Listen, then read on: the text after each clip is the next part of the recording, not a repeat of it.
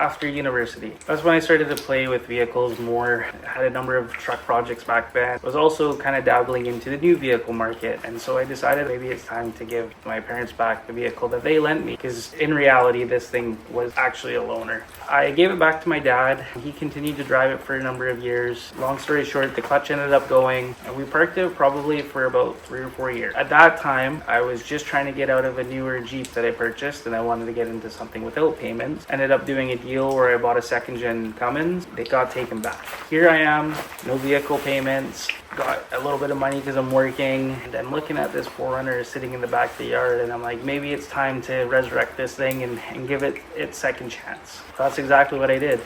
There was a couple issues when I started tackling it.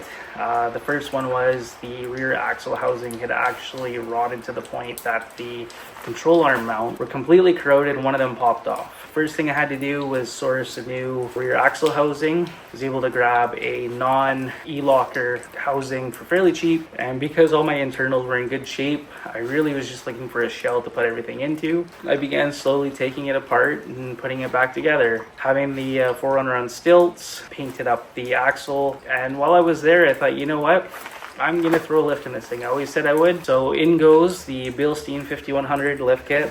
Old Man Emu springs. I had to piece this thing together with the best parts to my knowledge, and unfortunately I started working on this in the middle of COVID. Everybody's four-wheeling around here. Parts are hard to get. I was chapped. I did get the 5100 adjustables in the front and the back. I got stuck with the Pro Comps. So I got the lift kit installed, new rear axle housing. While I was in there, they put some new paint in the rear, primed it with rust primer, installed a LUT clutch in there, put SPC front control arms, found some cheap 33-inch tires, threw them on. So I spent quite a bit of time building this thing up. The unfortunate part was, I spent so much time on the drivetrain and everything else, I completely neglected the interior. I had a puppy that tore the back of the rear seats. And then I met my beautiful wife, and we decided at that time we were thinking about moving into a condo. It was time to downsize, and unfortunately my project had to go.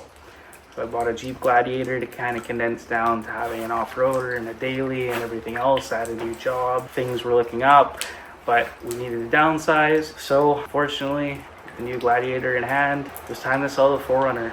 So it went to its new owner.